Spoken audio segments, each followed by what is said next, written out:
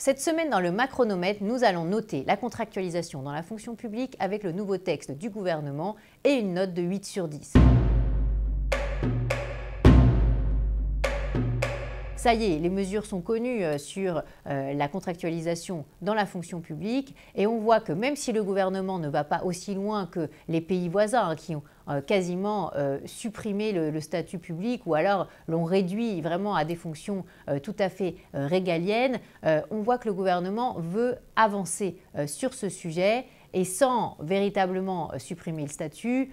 ouvrir vraiment la possibilité de recourir au contrat. Il le fait de plusieurs manières. Il le fait sur les postes de direction dans les 3 fonctions publiques, l'État, les collectivités locales et l'hospitalière, avec la possibilité de recruter beaucoup plus de contractuels au niveau des postes de direction, ce qui n'était pas le cas jusqu'à maintenant, où les titulaires étaient toujours prioritaires et où il y avait beaucoup de recours syndicaux contre les nominations de contractuels. Donc ça, c'est une bonne mesure. Autre bonne mesure,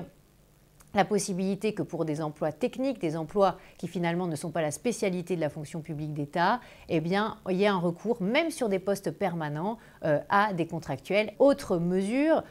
pour les collectivités, donc les petites communes de moins de 1000 habitants, il y en a 24 000 environ en France, elles emploient aujourd'hui plus de 80 000 agents. Eh bien, la possibilité tout simplement que ces communes n'embauchent que des contractuels si elles le souhaitent, c'est-à-dire que tous les postes sont ouverts aux contractuels et non plus uniquement aux titulaires. Et là, c'est une bonne mesure aussi parce que ça permet de regarder comment ça se passe au niveau de ces petites communes et derrière peut-être d'étendre le dispositif. Quoi qu'il en soit, on voit bien que ce sont un peu